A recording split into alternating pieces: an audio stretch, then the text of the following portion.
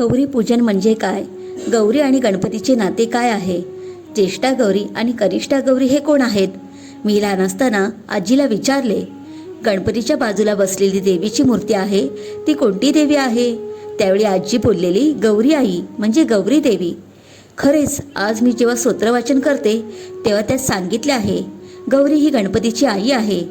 पहिल्या ओळीतच ते वाक्य आहे, साष्टांग नमन हे माझे गौरी पुत्रा विनायका. आता विनायक हे नाव गणपतीचे कसे? तर मित्रांनो, विनानायकाचा झालेला विनायक. जेव्हा पार्वती माता चंदन व हळद अंगाला लावलेले लेप मळ काढण्यासाठी गंगेचे पाणी लावून काढते, तेव्हा गंगेचे आणि पार्वती मातेचे अंशपासून मूर्ती घडवली व त्यात प्राण फुंकले आणि विनायक झाला. त्या दोन देवीपासून विनायक झाला. विनायकची पहिली आई गंगा तर दुसरी आई पार्वती माता. आता तुमच्या प्रश्नाचे उत्तर, ज्येष्ठा गौरी आणि कनिष्ठा गौरी हे कोण आहेत? तर मित्रांनो, ज्येष्ठा गौरी ही गंगा माता, कनिष्ठा गौरी ही पार्वती माता. ह्या गणपती बाप्पाच्या आई आहेत. आता आपण वळूया पुढच्या प्रश्नाकडे. गौरी पूजन. एका गावात एक गरीब ब्राह्मण कुटुंबासोबत राहत होता. तो आणि पत्नी, 4 मुले असे त्याचे कुटुंब. त्याची परिस्थिती अत्यंत बिकट, गरिबाची. तो गावात भिक्षा मागून आपल्या कुटुंबाचे पालनपोषण करत असे. एकदा त्या ब्राह्मणाची मुले नदीकाठी सुवासिनी स्त्रियांना गौरी वाजत गाजत घेऊन येताना बघतात. घरी आईला सांगतात. गावातील सुवासिनी स्त्रिया नदीकाठावरून गौरी वाजत गाजत घरी घेऊन येतात, आपण पण आणूया का? तेव्हा ब्राह्मण पत्नी म्हणजे मुलांची आई बोलते, आपण कसे काय आणणार? आपली गरिबीची परिस्थिती. गौरीसाठी साहित्य, धान्य लागतं. नैवेद्य, आंबील, कटाची आमटी, पुरणपोळ्या, खीर हे आपण कसे करणार? तुम्ही वडिलांना सांगा साहित्य आणि धान्य घेऊन यायला, मग मी नदीकाठी जाऊन गौरी घेऊन येईल. मुले वडिलांना सांगतात, तुम्ही साहित्य धान्य घेऊन या, आई गौरी घेऊन येईल.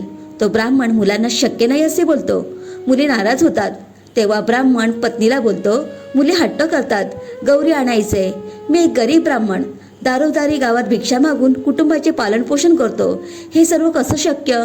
लोकांकडून उधार पैसे घेऊन करावे तर लोकांना माहीत आहे माझी परिस्थिती कशी ती, त्यामुळे मला कोणी उधार पैसेही देणार नाही. आई वडिलांचे हे बोलणे मुले ऐकतात आणि रडू लागतात. थोड्या वेळाने तो ब्राह्मण घराबाहेर जातो. नदीकाठी येऊन मातेला नमस्कार करून पार्वती मातेला बोलतो, मला क्षमा कर, आणि नदीत उडी मारणारच. त्यावेळी पाठीमागून आवाज येतो, थांब मुला. एक वृद्ध स्त्री, तेजस्वी रूप असलेली आजी बोलते, तू हे काय करतोयस? स्वतःचे जीवन संपवणे हे भित्रटपणाची लक्षण आहे. 84 लाख योनीनंतर हा मानव देह मिळतो. तो सार्थकी लावला पाहिजेत, देवाचे पूजन केले पाहिजे. स्वतःचे जीवन संपवून पुढचा जन्म पशुपक्ष्यांचा मिळतो. तेव्हा तो ब्राह्मण बोलतो, मी एक गरीब ब्राह्मण भिक्षा मागून मुलांचे व बायकोचे पालनपोषण करतो. पत्नीचे आणि मुलांचे कोणतेही मनोकामना मी पूर्ण करू शकत नाही. त्यांच्या कोणत्याही इच्छा मी पूर्ण करू शकत नाही. माझ्या मुलांनी तर हट्ट धरलाय घरी गौरी घेऊन यायचं, मी कसे करणार? असे ब्राह्मण आणि त्या वृद्ध स्त्रीचे बोलणे होत असताना संध्याकाळ होते. त्या ती वृद्ध स्त्री आजी बोलते, मुला, मला तुझ्या घरी येण्याची फार इच्छा झाली आहे. तेव्हा तो ब्राह्मण त्या वृद्ध स्त्रीला, आजीला घरी घेऊन येतो. मुलांनी दारात छान रांगोळी काढलेली असते. तेव्हा तो ब्राह्मण मुलांना सांगतो, मुलांनो, ही माझी आई, तुमची आजी. गौरी रूपात तुम्ही ह्या आजीची पूजा करा. तेव्हा मुले त्या वृद्ध स्त्रीचा म्हणजे आजीचा हात धरून पूर्ण घर फिरवतात. मग ब्राह्मण पत्नी बसायला पाठ मांडते, हळदी कुंकू लावते, खणा नारळाने ओटी भरते. तेव्हा आजी बोलते, सुनबाई, मला आंबील खाण्याची इच्छा झाली आहे. ती ब्राह्मण पत्नी स्वयंपाकघरात जाते, शोध घेते कुठे कड्या मिळतात का. तेव्हा अचानक एक मडके कड्यांनी भरलेले दिसते. ती ब्राह्मण पत्नी अन्नपूर्ण देवीचे आभार मानून कड्याची आंबील करते. आजीला आंबील देऊन मग सर्वजण आंबील खातात आणि सर्व गाढ झोपतात. दुसऱ्या दिवशी ती वृद्ध स्त्री आजी ब्राह्मण पत्नीला बोलते, सुनबाई, मला आज मंगल स्नान घाल. तुझ्या जीवनात अशा मंगल राशी निर्माण होतील. तुला अखंड सौभाग्य लाभेल. तुला सुने, मुलं, नातवंड पाण्याचं सौभाग्य लाभेल. तेव्हा ती ब्राह्मण पत्नी वृद्ध स्त्रीला म्हणजे आजीला स्नान घालते, मंगल स्नान घालते. ती वृद्ध स्त्री त्या ब्राह्मणाला बोलते, बाळा, मला घावण घाटले खाण्याची इच्छा झाली आहे. तू गुळ आणि धान्य घेऊन ये, आपण सर्वांसाठी आज घावण घाटले करूया. ते वृद्ध मातेची आज्ञा म्हणून तो ब्राह्मण जोळी घेऊन भिक्षा मागण्यासाठी निघाला.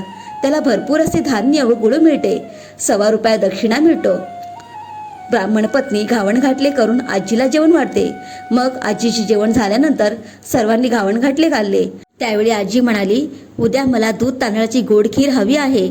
तो ब्राह्मण बोलतो, दूध तांदळाच्या खिरीसाठी दूध कोठून मिळणार? मी भिक्षा मागून तांदूळ आणतो. त्यावरती वृद्ध स्त्री आजी बोलते, तू चिंता करू नकोस. उठल्यावर तू डाव्या बाजूला गाई म्हशींना हाका मार. तुला हवे तेवढे दूध प्राप्त होईल. तुला कधीच दूध दुभते कमी पडणार नाही. दूध, तूप, लोणी, दही विपुल प्रमाणात प्राप्त होईल. मातेच्या आज्ञेनुसार ब्राह्मणाने दुसऱ्या दिवशी अगदी तसेच केले. अनेक गाई म्हशी निर्माण झाल्या. त्या कुटुंबाला भरपूर दूध मिळाले. काही वेळाने ब्राह्मणाने सपत्नीसोबत गोमातेचे पूजन केले. ब्राह्मण पत्नीने दूध तांदळाची खीर बनवली आणि तसेच अनेक चविष्ट पदार्थ केले. 16 विविध प्रकारच्या भाज्या एकत्र करून एक भाजी केली. सर्वजण जेवले. आजीला दूध तांदळाची गोड खीर फारच आवडली.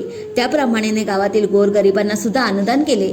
दुसऱ्या दिवशी पुरणपोळ्या, साजूक तूप, कटाची आमटी, कुरडया, भजी असे स्वयंपाक, आजीच्या आग्रहाखातर चिवडा, लाडू, चकली तसेच गोड गोड पदार्थ तयार केले आणि आजीला वाढले.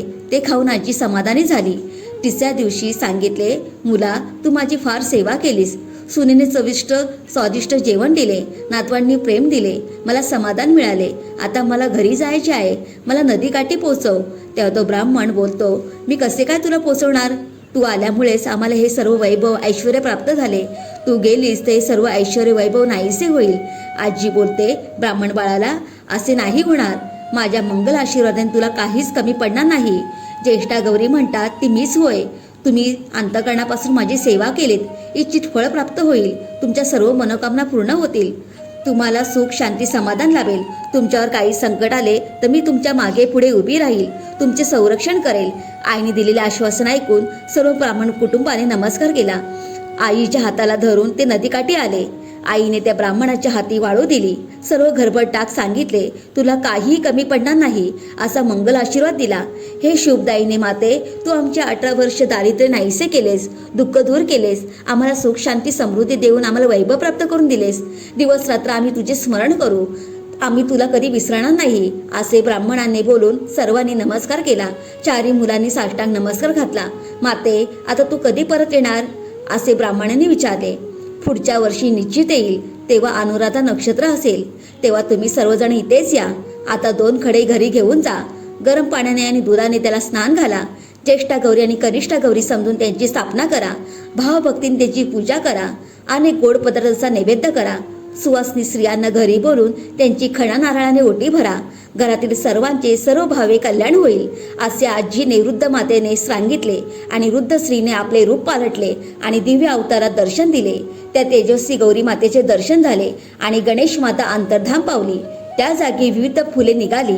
सर्वांनी त्या जागी स्पर्श करून प्रणाम केला. आजीने दिलेली वाळू ब्राह्मणाने सर्व घरभर टाकली. पेटीत, मडक्यात, भांड्यात, गडग्यात सगळीकडे टाकली आणि प्रणाम केला. ब्राह्मण दरवर्षी भक्तिभावाने गौरी आणू लागला. नियमित गौरी पूजनाने त्याची परिस्थिती सुधारली. तो ब्राह्मण त्या गावातील श्रीमंत मनुष्य बनला आणि दरवर्षी तो ब्राह्मण अन्नदान करू लागला. अशी हे ज्येष्ठा गौरी पूजन.